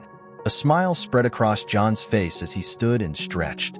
His body protested with a few aches, but it couldn't dampen the lightness in his chest. He walked into the living room, his heart swelling at the sight before him. Emily and Jake were sitting near the Christmas tree, whispering to each other as they examined the gifts stacked underneath. Emily was carefully shaking a small box wrapped in silver paper, her curls bouncing with excitement. Jake, slightly more reserved, was running his fingers along the edge of a brightly wrapped package, his eyes full of curiosity. Sarah appeared from the kitchen, a mug of coffee in hand. She spotted John and smiled. "Good morning, Dad." "Morning," John replied, his voice still husky from sleep. "You're up early." Sarah chuckled softly. "The kids couldn't wait. I think they've been awake for an hour already." Emily noticed John then, her face lighting up as she scrambled to her feet. "Grandpa, can we open them now?" "Please." Jake stood too, his excitement barely contained as he glanced between John and Sarah. John held up his hands, feigning a thoughtful look. Well, I don't know. Did Santa say you were good this year? Emily gasped, her eyes widening. I was really good, Grandpa. Ask Mom. Sarah laughed, shaking her head. They were good, she confirmed. All right then, John said, his smile growing. Let's do it. The kids didn't need to be told twice. They dove into the pile of gifts, their laughter filling the room as they tore through the wrapping paper. Emily squealed with delight as she unwrapped a doll she had been dreaming of, while Jake held up a new set of books with a grin that stretched ear to ear. John sat back in his chair, watching them with a quiet joy. He felt Sarah's hand rest gently on his shoulder, and he looked up to see her smiling down at him. Thank you, Dad, she said softly, for this. For today. John nodded, his throat tightening. It's good to have you here. Sarah moved to sit on the couch, her own mug of coffee cradled in her hands, as the kids continued their excited chatter. After the presents had been unwrapped, Emily turned to John, holding up her new doll. Grandpa, can you help me name her? John chuckled. How about Eleanor? Emily's face lit up. I love it, she exclaimed, hugging the doll tightly. Eleanor it is. Sarah's gaze met John's, her eyes glistening. That's perfect, she said softly. Jake, who had been flipping through one of his new books, suddenly looked up. Grandpa, do you think we could bake more cookies today? Like the ones we had yesterday? John smiled, his heart swelling. Of course, but only if you two promise to help. We promise, Emily said, her enthusiasm contagious. The rest of the morning passed in a blur of laughter and activity. The kids helped John in the kitchen, their hands dusted with flour and sugar as they rolled out dough and cut it into festive shapes. Emily took charge of the snowflake cookies, sprinkling them generously with powdered sugar, while Jake experimented with different shapes, creating stars and trees. Sarah sat at the table, sipping her coffee and watching the scene with a soft smile. She offered occasional advice. Not too much sugar, Emily, but mostly, she just let the moment unfold. By the time the cookies were baked and cooling on the counter, the house smelled of Christmas. The kitchen was a mess, but no one seemed to mind. As they gathered around the table to taste their creations, John felt a warmth that went beyond the fire in the hearth or the smell of the cookies. It was the warmth of belonging, of knowing that he was no longer alone. Later, as the afternoon sunlight streamed through the windows, John pulled the photo album from the side table. He flipped to the last page, where the blank spot waited for a new memory. Come on, he said, his voice steady. Let's take a picture. Sarah fetched her phone, and they gathered in front of the tree. Emily and Jake stood on either side of John, their arms wrapped around his waist, while Sarah knelt beside them, her hand resting gently on his shoulder. Merry Christmas, they said together, their voices blending with laughter. The camera clicked, capturing the moment, the tree's soft glow, the joy on their faces, and the love that had been rekindled in John's heart. When the photo was printed later, John slid it carefully into the album. The image fit perfectly, a new chapter in the story of their family. He closed the album and placed it back on the shelf, his heart full. As the day turned to evening, the house remained alive with the sounds of family. And for the first time in years, John wasn't just watching Christmas happen around him. He was part of it. The soft glow of the Christmas tree lit the living room as evening settled fully over the house. The once bright energy of the day had faded into a calm warmth, like embers glowing in a hearth. Outside, the snow continued to fall gently, the flakes catching the light from the windows and creating a dreamy, peaceful scene. John sat in his armchair, the faint creak of the old wood beneath him a familiar sound. His body was tired, his joints aching from the day's activity, but his heart was full in a way it hadn't been in years. He cradled a warm mug of cider in his hands, the steam curling upward, and watched as Emily and Jake sprawled on the living room rug. Emily was holding her new doll, now named Eleanor, as she carefully smoothed its tiny dress. Her voice was soft as she whispered a story to herself, her imagination running wild even as her eyelids began to droop. Jake, quieter, flipped through one of his new books, his face lit by the golden glow of the tree lights. The scene before John felt almost surreal. For so long, this house had been silent, its rooms empty of laughter and life. Now, It was alive again, filled with the sounds and smells of a family brought back together. The kitchen door creaked softly, and Sarah appeared, carrying a tray with 3 mugs of warm cider. She set it down on the coffee table, handing one to John and keeping one for herself as she settled onto the couch. "Dad," she said after a moment, her voice low so as not to disturb the children. "Thank you." John glanced at her, raising an eyebrow. "For what?" "For all of this," Sarah replied, gesturing around the room. Her eyes were shining with unshed tears. "For today. For trying. I know it hasn't been easy." John let out a slow breath, staring into his mug. "It's been a long time coming," he admitted. "Too long. I didn't think I could do it, bring everyone back here. I didn't think I deserved to."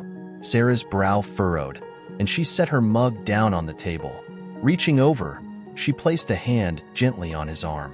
"Dad," she said firmly, her voice full of emotion, "you've always deserved this. You've always deserved us. You just had to let yourself believe it." Her words settled deep in John's chest, like a stone sinking into still water. He nodded slowly, his throat tightening. "It's been hard without her," he said, his voice barely above a whisper.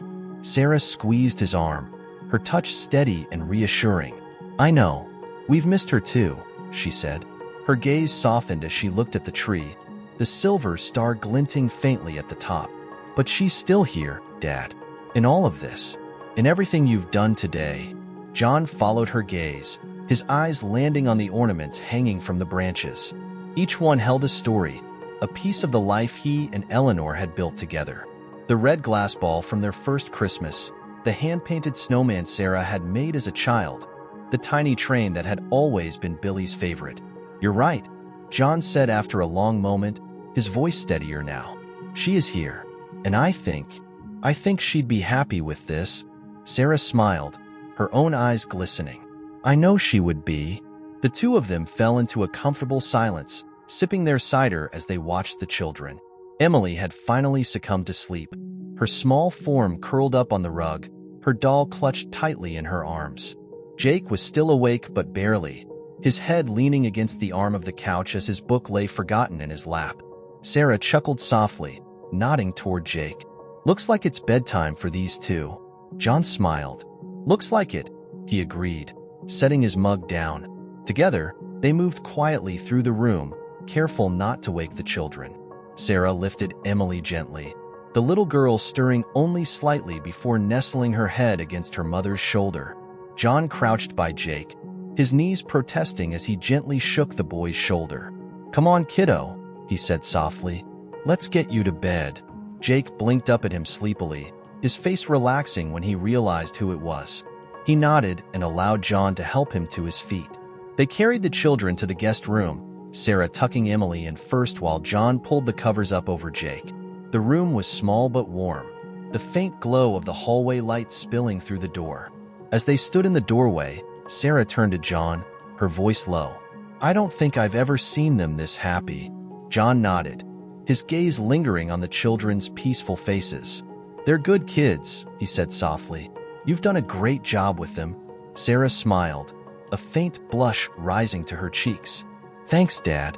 They returned to the living room, the fire in the hearth now low, its embers glowing faintly. Sarah picked up her mug of cider, taking a long sip before settling back onto the couch.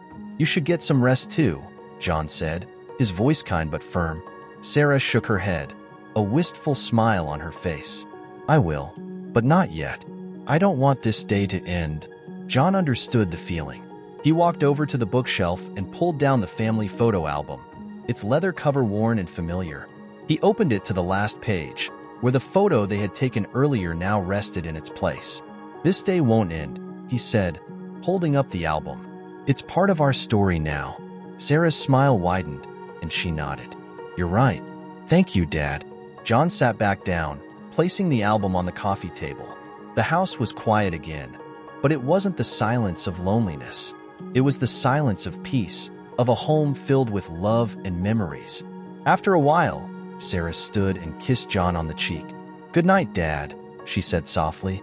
"Good night, Sarah," he replied, his heart full.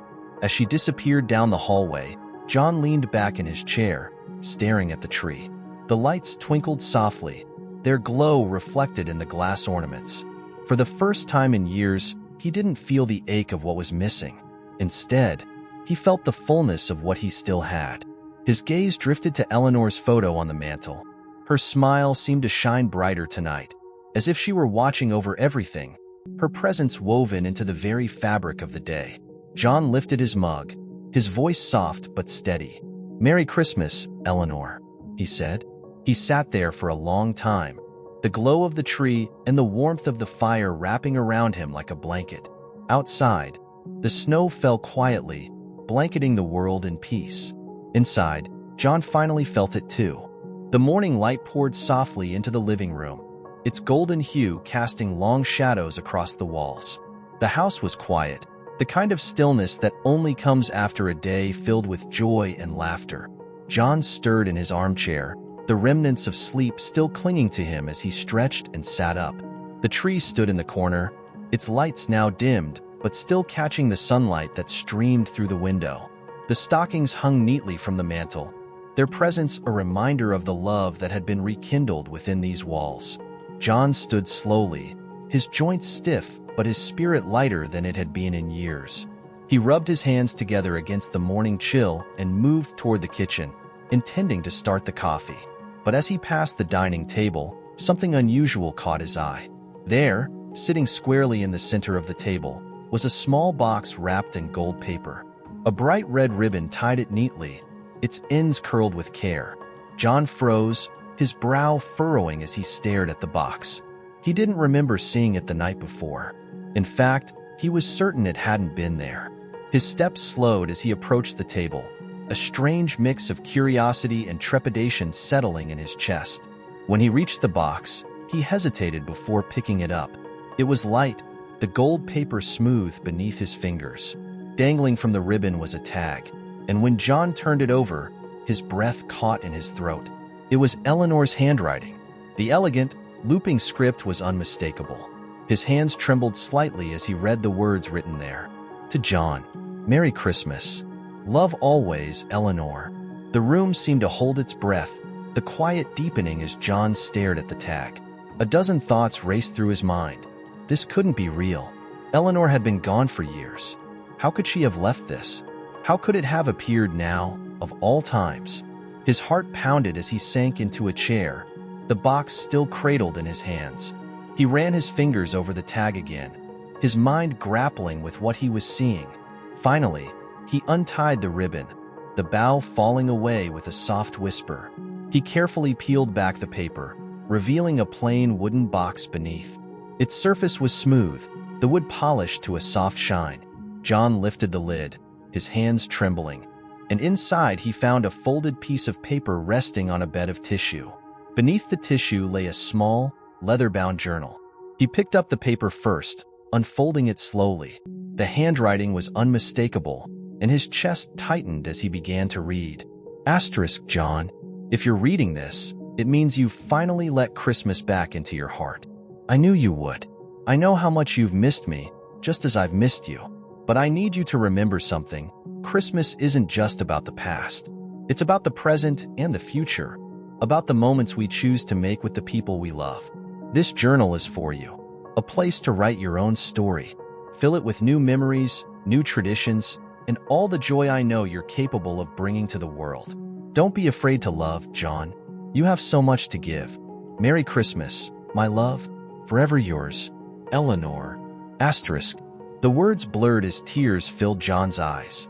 He set the letter gently on the table, his hands shaking. He reached back into the box and pulled out the journal, its leather cover smooth and warm in his hands. The first page was blank, waiting for him.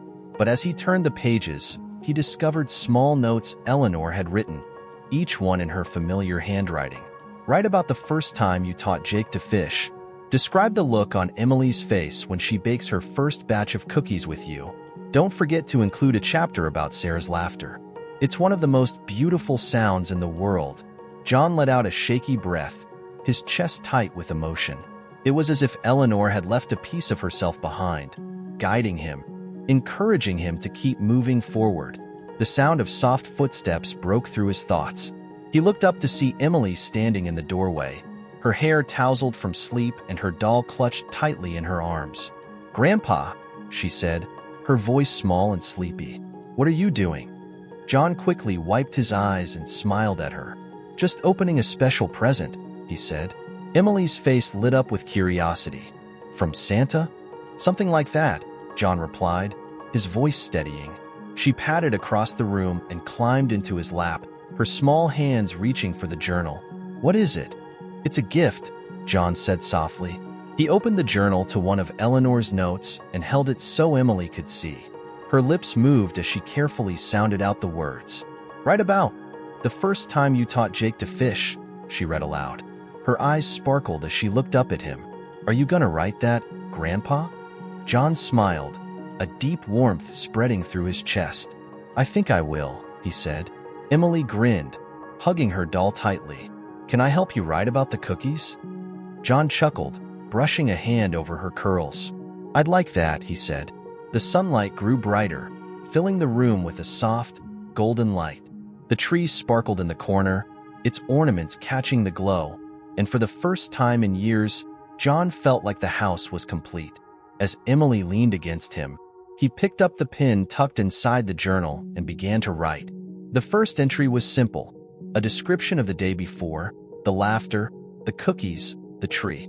But as the words filled the page, John felt a quiet joy growing inside him. He wasn't just recording memories, he was creating them. The journal wasn't just a gift, it was a promise to himself, to Eleanor, to his family. A promise to live fully, to love deeply, and to never let the magic of Christmas, or the love they shared, fade again. The morning unfolded slowly, the kind of unhurried pace that felt just right for Christmas. John and Emily sat together in the warm glow of the living room, the journal and pen resting on the table between them. Outside, the world remained blanketed in snow, the soft light of the winter sun glinting off the icy crystals. Emily swung her legs back and forth as she watched John carefully write in the journal. "What are you writing, Grandpa?" she asked, her voice curious but hushed, as if sensing the importance of the moment. John smiled without looking up. "I'm writing about yesterday," he said, "about how we baked cookies and decorated the tree." Emily tilted her head, her curls bouncing. "Did you write about the star?" "I did," John replied. He turned the journal slightly so she could see. "And about how you and Jake put it on top." Emily's face lit up as she read the words, her lips moving silently. "Do you think we'll put the star up together every year?" she asked, looking up at him with wide eyes. John paused, his hand still resting on the page. The question caught him off guard, not because it was unexpected, but because of the hope it carried. "I'd like that," he said finally. "It could be our new tradition."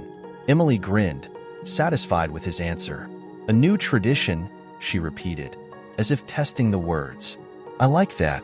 The sound of soft footsteps drew their attention. Sarah appeared in the doorway, a mug of coffee in her hands and a sleepy smile on her face. "Good morning, you too," she said, her voice warm. "Morning, Mom," Emily chirped, hopping off John's lap to show her the journal. "Look what Grandpa's writing." Sarah set her mug on the table and leaned over to read. Her smile softened as her eyes scanned the page. "This is beautiful, Dad," she said, her voice low. "It's a start," John replied, his tone humble. "I've got a lot to catch up on." Sarah straightened, placing a hand gently on his shoulder. "You've already done so much," she said. "And this? This is perfect." John nodded, his chest tightening with a mix of gratitude and pride. Jake soon shuffled into the room, rubbing his eyes and yawning. "Morning," he mumbled, flopping onto the couch. "Morning, buddy," John said, chuckling at the boy's half-awake state. "You hungry?" Jake perked up at the question, nodding eagerly. "Pancakes?" he asked. "Pancakes it is," John said, standing with a groan and stretching his back. "But you're helping this time." Jake grinned, his energy returning. "Deal." The family migrated to the kitchen, the room quickly filling with the sounds of clinking bowls and the cheerful chatter of children. John showed Jake how to measure the flour and milk, his instructions punctuated by Emily's giggles as she tried to crack an egg without making a mess. Sarah leaned against the counter, her coffee mug in hand, watching the scene with a soft smile. It was the kind of moment she had longed for. Simple, happy, and full of love. "Grandpa," Emily said suddenly, her face scrunched in concentration as she stirred the batter. "Are we going to write about this in the journal too?" John paused, his hands resting on the edge of the counter. He looked at her and then at Jake, who was carefully flipping a pancake with an expression of pure focus. "Absolutely," he said, his voice steady. "We're going to write about all of it." Emily beamed, her stirring growing more enthusiastic. By the time breakfast was ready, the kitchen was a mess of flour and sticky countertops, but no one seemed to mind. They sat down together at the table, the pancakes stacked high and topped with fresh syrup. The children dug in eagerly, their chatter filling the room as John and Sarah exchanged knowing smiles. After breakfast, they returned to the living room, where Jake suggested they play one of the board games he had unwrapped the day before. The hours slipped by as they laughed and teased each other, the game providing just enough competition to keep things lively. As the afternoon wore on, Emily disappeared into the guest room, only to return with a carefully folded piece of construction paper. She climbed onto John's lap and held it up proudly. "I made you a present, Grandpa," she said, her voice full of excitement. John took the paper gently, unfolding it to reveal a crayon drawing. It was simple but heartfelt, a Christmas tree surrounded by smiling stick figures labeled Grandpa, Mom, Jake, and me. At the top of the tree was the silver star, its shine represented by bright yellow rays. "This is beautiful, sweetheart," John said, his voice thick with emotion. Emily grinned, leaning her head against his chest. "It's for you, so you can put it in your journal." John felt his chest tighten as he hugged her gently. "Thank you, Emily. I'll put it in the very first page." Jake leaned over, his curiosity piqued. "Can I draw something for the journal too?" "Of course," John said. "There's room for all of us in there." The rest of the afternoon was spent creating. Jake and Emily drew pictures while Sarah wrote little notes, each of them contributing something to the journal. By the time the sun began to set, the once blank book had begun to take on a life of its own, filled with colorful drawings, handwritten memories, and plans for future traditions. As they sat together in the living room, the tree lights glowing softly once more, John closed the journal and placed it gently on the coffee table. He looked around at his family, their faces illuminated by the warm light. "This," he said, his voice steady but full of emotion, "is the best Christmas I've ever had." Sarah reached for his hand, squeezing it gently. "It's the best one we've had too, Dad." Emily leaned against his side, her doll clutched tightly. "We should do this every year," she said firmly, as if daring anyone to disagree. John chuckled, his heart full. "We will," he promised. As the day faded into evening, the house remained warm and alive, filled with the sounds of love and laughter. And as John looked at his family, at the journal now brimming with memories and the silver star shining brightly atop the tree, he knew one thing for certain. This was just the beginning. As the sun dipped below the horizon, casting the world outside into shades of pink and purple, the house remained warm and alive. The laughter of the day lingered in every corner, as though the walls themselves had soaked in the love and joy that had filled the air. John sat in his armchair, the journal resting on his lap. The once blank pages now brimmed with drawings, stories, and plans for the future, a living testament to the day they had shared. Emily sat cross-legged on the floor, her doll propped carefully beside her, while Jake leaned against the couch, flipping through his new books. Sarah brought a tray of cocoa into the room, the rich smell mingling with the faint scent of pine from the tree. She set the tray on the coffee table and handed a mug to John. "Last one for the day," she said with a smile. "Thank you," John replied, his hands curling around the warm mug. The tree glowed softly in the corner, its silver star catching the light like a beacon. John's gaze lingered on it, a small smile playing at the corners of his lips. He felt a peace he hadn't known in years, a sense of belonging that wrapped around him like a comforting blanket. "I think we should write one more thing in the journal," John said suddenly, setting his cocoa aside and picking up the pin. "What's that, Grandpa?" Emily asked, her head tilting in curiosity.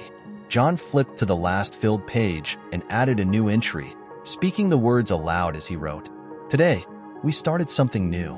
We let the past guide us, but we didn't let it hold us back. Together, we made new memories, and together, we found joy again. This is the beginning of a new chapter, one filled with love, laughter, and hope. And I can't wait to see what comes next." He looked up, his eyes meeting Sarah's. She smiled and nodded, her expression full of quiet pride. Jake leaned closer, peeking at the words. "That's good, Grandpa," he said, his voice full of sincerity. "Really good." Emily clapped her hands. "I love it. Can I write something too?" "Of course," John said, handing her the pen. She carefully added her own note beneath his, her handwriting wobbly but determined. "Thank you for the best Christmas ever." John chuckled softly, his heart swelling. "I think that's the perfect ending," he said. As they closed the journal, Sarah glanced at the clock and sighed. "We should probably start packing up," she said, her tone reluctant. John felt a pang of sadness at the thought of the house falling quiet again, but it was softened by the knowledge that this wasn't goodbye. It was simply the start of something new. "You don't have to rush," he said. "The roads will wait. Besides, I have more cookies." Sarah laughed, shaking her head. "You've spoiled us, Dad." "That's the point," John said with a grin. The kids giggled, already diving into the remaining cookies on the table. As the evening wore on, the family slowly began to gather their things, the children reluctantly packing up their new toys and books. But before they left, John gathered them all in front of the tree one last time. "Let's take another picture," he said, holding up Sarah's phone. They arranged themselves just as they had the day before, with Emily and Jake on either side of John and Sarah kneeling beside them. The tree's lights framed them in a soft glow, the silver star shining brightly above. "Say Merry Christmas," Sarah called. "Merry Christmas," they chorused, their voices ringing with laughter. The camera clicked, capturing the moment, the smiles, the warmth, the love that filled the room. As they stepped out into the snowy evening, John stood on the porch, watching as the car slowly disappeared down the road. He stayed there for a while, the cold air brushing against his cheeks, his heart full. When he finally returned inside, the house was quiet again, but it no longer felt empty. The memories of the day lingered, filling every corner with light and warmth. John picked up the journal, running his fingers over its cover. He carried it to the bookshelf and placed it carefully beside the photo album, the two books side by side like old friends. As he turned back toward the living room, his eyes landed on the tree. The silver star twinkled softly, its light steady and strong. John smiled, a deep and quiet gratitude settling over him. Christmas had returned to his heart, and it was here to stay. As John's story shows, the magic of Christmas is about more than just decorations and traditions. It's about the love we share, the memories we create, and the moments that bring us together. If you're ready to bring that same magic into your own home, we've created something just for you. Sweet Christmas Memories, Simple Recipes to Warm the Soul is an ebook filled with heartwarming recipes and traditions to help you make your holidays unforgettable. From cookies and cocoa to dishes that bring families together, it's the perfect way to create your own cherished moments. Click the link in the pinned comment to get your copy today and start your journey to a Christmas filled with love, laughter, and lasting memories. Because the best gifts are the ones you create together. Don't miss any videos. Subscribe now and let us know what you thought of this video in the comments.